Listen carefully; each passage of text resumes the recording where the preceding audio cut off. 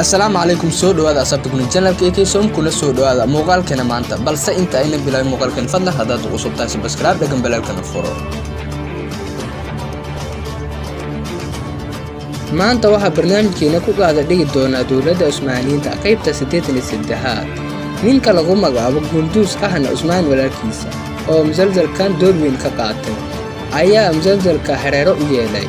intii lagu gudi jiray 70 ilaa 83 ninka waxa uu si gaar ah maskaxdiisa u qabsaday wasiir al-Mushaa waxa uu ka dhigtay furihii ugu gali lahaa Kaya isagoo dadkii uu ka dhashay ka soo horjeesteen Usmaan oo si weyn ugu arooday iyo eedadiisana gaartay xilli wajigiisa fiirin karin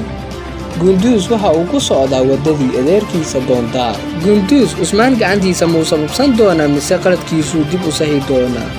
taas waaye su'aasha taagan hadda